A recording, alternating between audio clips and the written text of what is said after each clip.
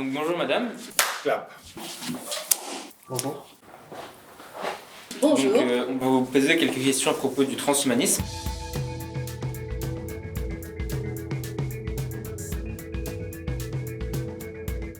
Oui, homme augmenté, vie rallongée. Effectivement, ça va être d'améliorer les performances humaines, donc on peut penser alors à des choses toutes simples, type des exosquelettes, faire des aides un petit peu quand on veut transporter des charges.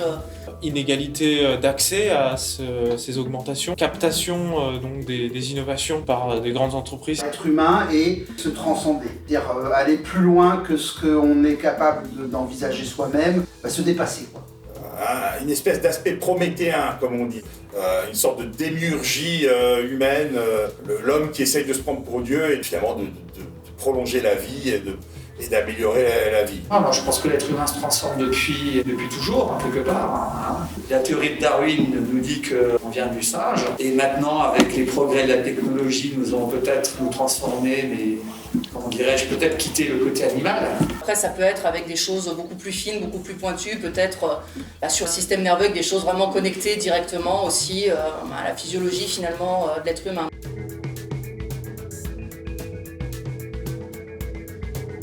Alors ça, c'est facile à répondre. C'est comme pour Internet, c'est super bien, super pratique, on y trouve tout ce qu'on veut, mais malheureusement, on peut aussi y faire un mauvais usage. Donc il faut être très vigilant à ces nouvelles technologies. Alors améliorer l'humain, pour moi il y a plusieurs aspects. Il y a l'aspect de le rendre plus humain. Je pense qu'en fait quand il y a encore beaucoup d'inhumanité sur cette planète, il y a l'inhumanité par rapport aux violences, par rapport à la pauvreté. Et ça, il y aurait énormément de choses à faire. Alors je pense que ce côté prométhéen pose problème quand même, et que là on se place dans le domaine de l'éthique et même certains aspects de la déontologie pour ceux qui travaillent sur ces domaines-là. Après, le souci, c'est de savoir jusqu'où s'arrêter, jusqu'où on peut aller dans ces modifications, dans ces points, dans ces aspects-là. Forcément que je pense un peu à la physiologie, je pense que si on modifie puis qu'on dépasse les limites de l'organisme, est-ce que finalement on va pas finir par s'abîmer plus vite? Il y a peut-être aussi une espèce de renforcement peut-être de la dichotomie entre en gros les riches et les pauvres, puisque finalement l'idée c'est que les pauvres meurent comme tout le monde et que les riches ne meurent pas ou plus ou moins ou plus tard.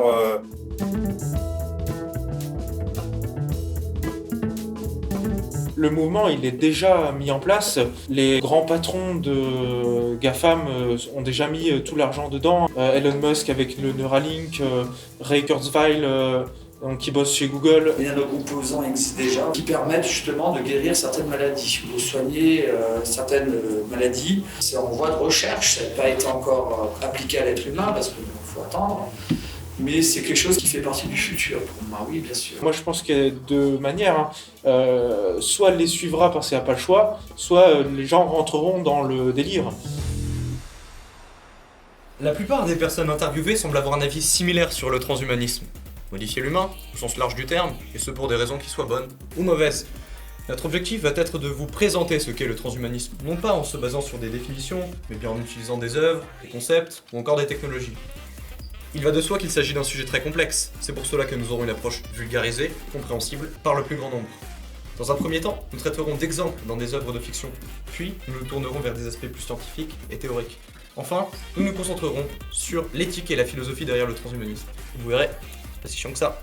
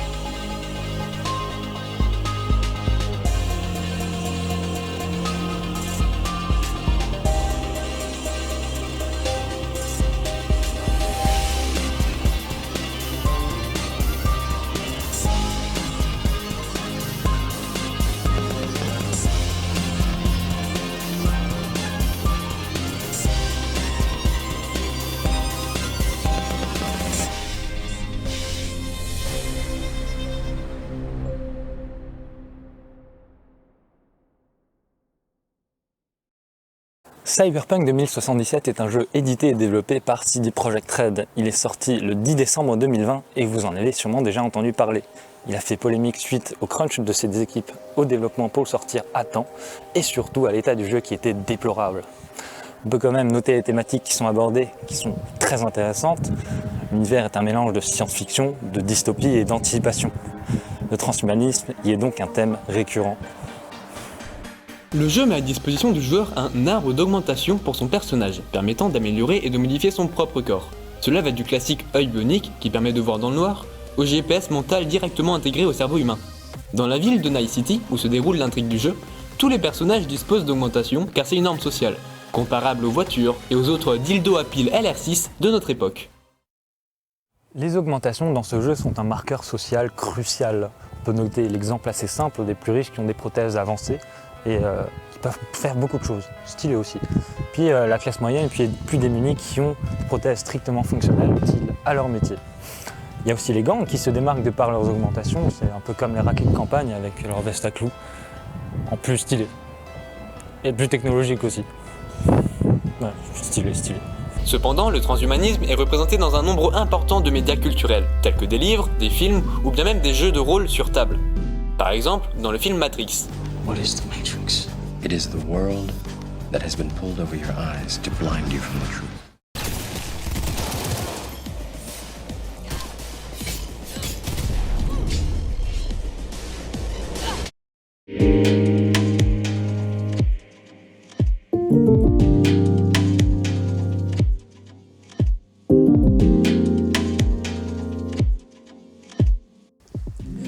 T'es vraiment en train de jouer à ce jeu par contre, mec? Bah ouais, pourquoi? Mais ça fait peur un peu un monde comme dans ce jeu. Je veux dire, imagine tous les problèmes si la société elle était comme ça. Toutes ces histoires de modification, d'amélioration, ou même juste l'envie de modifier notre propre corps. Ça mènerait qu'à de la ségrégation. Et en vrai, je pense qu'on est très bien comme on n'a pas besoin de se faire modifier. C'est une dystopie, c'est normal que ça exagère comme ça, sinon il n'y aurait pas d'intérêt. Après, là où t'as peut-être pas tort, c'est que ouais, j'ai l'impression que généralement dans les fictions, c'est abordé de manière plutôt péjorative. Mais non, il n'y a pas de mais en fait. Si tout le monde est d'accord pour dire que c'est de la merde, c'est que ça doit être vrai. Et puis même, t'arrives vraiment à imaginer qu'on puisse modifier quelqu'un sans que ça tourne mal? Je pense vraiment que de base, c'est une sacrée mauvaise idée. Et même si tu veux quelques exemples, regarde Akira, Shadowrun ou Blade Runner. Dans tous les cas, quand ça parle d'une société de transhumanisme, bah en fait, quelle que soit l'œuvre, ça a toujours l'air péjoratif. Mais tu dis juste n'importe quoi. C'est plus intéressant pour une fiction d'avoir un univers sombre et ténébreux. Et pour vraiment avoir une idée du futur, il faudrait déjà que tu saches ce qu'on peut faire aujourd'hui et pas conjecturer sur un jeu vidéo comme ça.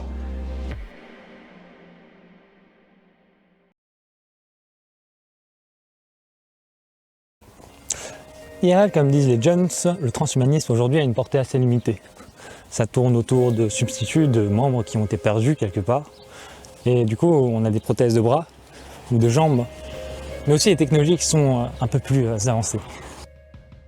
Néanmoins, nous constatons une première grande différence entre la science-fiction et la réalité. En effet, dans la vraie vie, les diverses formes de transhumanisme sont utilisées pour assurer des tâches qu'un être humain totalement valide peut déjà effectuer. Il s'agit donc de moyens pour pallier à des handicaps et non d'augmentation proche du gadget. Un exemple bien connu est celui de la greffe d'organes. Alors, qu'est-ce que la greffe d'organes? La greffe d'organes, c'est simple, c'est le fait de remplacer l'organe malade de quelqu'un par l'organe sain de quelqu'un d'autre. On peut greffer de plus en plus d'organes. Même le cœur commence à être possible à être greffé. Mais l'organe le plus compliqué reste toujours le cerveau. Les scientifiques travaillent d'arrache-pied pour essayer de rendre cela possible et de créer des humains totalement remplaçables. Il y a cependant des problèmes. Par exemple, des listes d'attente très longues par manque de donneurs, ce qui peut entraîner la mort des patients s'ils ne reçoivent pas de greffe à temps. Super sens, quelqu'un dans le bon ordre arrive tout de même à se faire transplanter un organe, il a toujours de grandes chances de réaction immunitaire, ce qui peut entraîner des complications. Ce qui peut aller jusqu'à un rejet de l'organe qui se fait par manque de compatibilité entre le donneur et le receveur. Des solutions existent aujourd'hui pour pallier cela, notamment la prise d'immunosuppresseurs qui réduisent l'efficacité du système immunitaire pour justement annuler toute réaction de la part du corps. Cependant, qui dit système immunitaire affaibli, dit vulnérabilité aux maladies. Ainsi, un suivi médical soutenu est nécessaire. Dans le futur, avec les progrès de la technique, nous pourrions voir une augmentation de la durée de vie des organes artificiels. L'amélioration de la technique pourrait également rendre le procès de fabrication industriel, donc te protège moins cher, plus durable. Par exemple, la dernière décennie a été marquée par l'invention d'une rétine artificielle pour les personnes atteintes de dégénérescence maculaire, une maladie engendrant une tache sombre au milieu du champ de vision. Des scientifiques de Hong Kong et des États-Unis ont publié un article dans Nature au sujet d'un œil que l'on pourrait considérer comme étant le premier à être totalement bionique. Baptisé ETA pour Electrochemical A, le prototype est constitué de minuscules capteurs qui viennent imiter les véritables cellules photoréceptrices des yeux humains. Le prototype est actuellement doté d'une résolution de 100 pixels, ce qui ne permet que de distinguer le E, le I et le Y. De même, son champ de vision est limité à 100 degrés, alors que l'œil humain peut atteindre jusqu'à 160 degrés. Mais ce n'est que le début. En attendant, malgré ses faibles performances, ce prototype reste déjà incroyable. En ce qui concerne le manque de donneurs, il existe les organes artificiels qui permettent de faire survivre la personne toujours dans l'attente d'une greffe réelle, mais la durée de vie de ceux-ci n'est que de quelques années. C'est donc là l'état du transhumanisme à notre époque. Il semblerait que la machine soit déjà en route et que la réalité rattrape peu à peu la fiction. Même si les technologies actuelles ont bien du mal à se rapprocher des capacités naturelles de l'être humain, le progrès technique, dont la vitesse croît d'année en année, lui, pourrait changer la donne.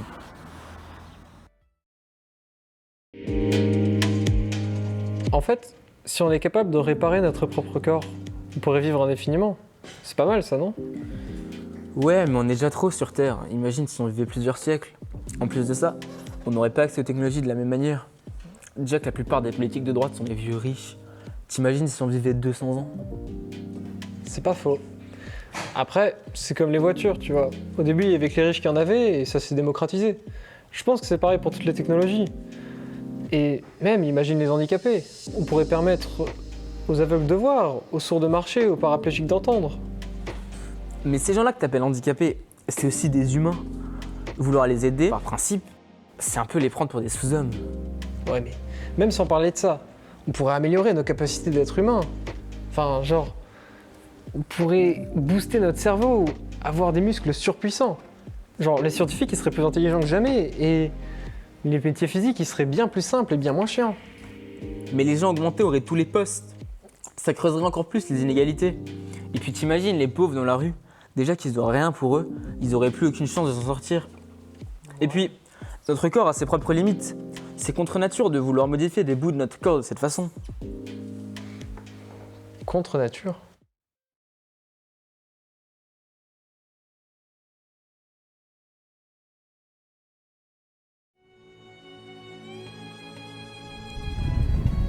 En dehors de la question pratique, il reste la question philosophique à traiter. Les problématiques du transhumanisme ont longtemps nourri les réflexions des penseurs, et ce depuis bien longtemps. Ces philosophes du transhumanisme se disent comme les héritiers de l'humanisme. L'humanisme qui est un mouvement qui date de l'époque des Lumières, qui place l'humain au centre des réflexions. De ce fait, les adeptes du transhumanisme sont très rarement croyants. Certains courants de pensée font partie d'un mouvement large nommé l'immortalisme. Leur paradigme est qu'il est possible et souhaitable pour l'humain d'atteindre une sorte d'immortalité grâce à la technique. Parmi ces courants, on peut citer par exemple l'extropianisme, qui avance la possibilité dans le futur de dupliquer de manière numérique sa conscience. Cette éventualité pose de grandes questions philosophiques à propos de l'identité. Imaginez par exemple que vous ayez une maladie grave, mortelle et incurable et que, proche de la mort, on vous copie dans un androïde. Alors que vous appréciez votre nouvelle enveloppe robotique, on vous informe que votre vous original s'est miraculeusement remis de sa condition alors qu'il était aux portes de la mort. Dans ce cas-là, qu'êtes-vous exactement ? Est-ce que c'est vous, le vrai vous, car votre enveloppe était censée mourir et ne peut donc plus être considérée comme un vous légitime ? Sinon, peut-être qu'étant un remplacement pour un individu qui n'en a plus besoin, vous êtes maintenant inutile et voué à la suppression. Une autre idée amusante est celle de l'uplifting. Le principe est d'utiliser la technologie pour amener les autres espèces animales au même niveau d'intelligence, si l'on peut dire, que l'être humain. C'est un concept principalement utilisé dans la fiction, par exemple dans la planète des singes. Plusieurs jeux vidéo traitent d'uplifting, notamment la série de jeux de stratégie XCOM, ou bien le monument vidéoludique qui est la trilogie Mass Effect. Bien évidemment, il existe aussi des personnes qui sont hostiles au concept de transhumanisme. Les exemples principaux en sont les religions. En effet, c'est rare que la modification de l'humain soit bien vue dans ces types de croyances, car dans leur logiciel de pensée, il est souvent dit que l'homme est la création de Dieu et que modifier son essence est un sacrilège. Des philosophes ont aussi émis des doutes concernant le transhumanisme. Par exemple, dans le contexte posé par l'existentialisme, d'aucuns affirment que le transhumain existe moins que l'humain, car le fait qu'il se soit amélioré le conduit à moins de recherches et de questionnements sur lui-même. Au-delà des critiques philosophiques, il existe des craintes plus terre-à-terre à propos de la valeur éthique du transhumanisme. Certains craignent une société fracturée socialement, dans laquelle une élite de transhumains dirigerait un peuple d'inférieurs. Au niveau écologique, le côté très libéraliste du transhumanisme pourrait aussi conduire à des complications dues à l'épuisement des ressources disponibles. Dans tous les cas, il est clair que la question du bien fondé du transhumanisme est plus compliquée qu'il n'y paraît et sujet à un débat nourri.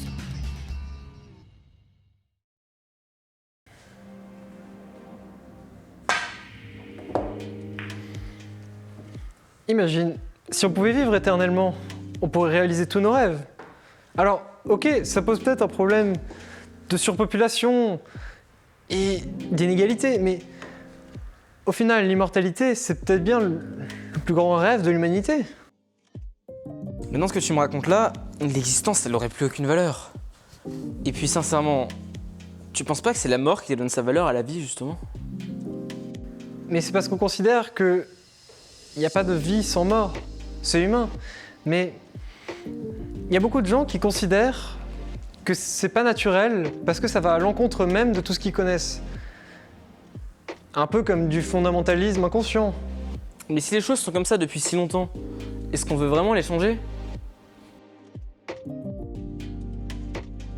Tu penses honnêtement pouvoir changer quelque chose qui fait partie de notre vie et de celle de tous les êtres vivants depuis si longtemps? Mais sans parler d'immortalité. Pouvoir guérir et soigner des maladies et des blessures graves. C'est un bon point, ça, non? Bah oui, mais j'ai peur qu'on arrive à un point où les technologies serviraient plus à nous améliorer qu'à nous soigner. Les humains ne naîtraient pas égaux si on les dopait ou si on les modifiait génétiquement et physiquement. Effectivement, c'est compréhensible.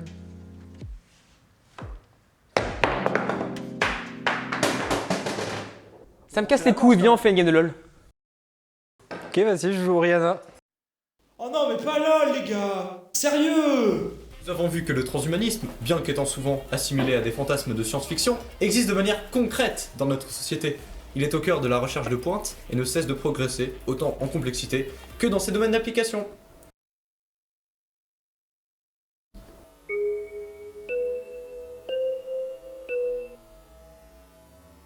Néanmoins, il soulève plusieurs questionnements, notamment sur les plans éthiques et philosophiques.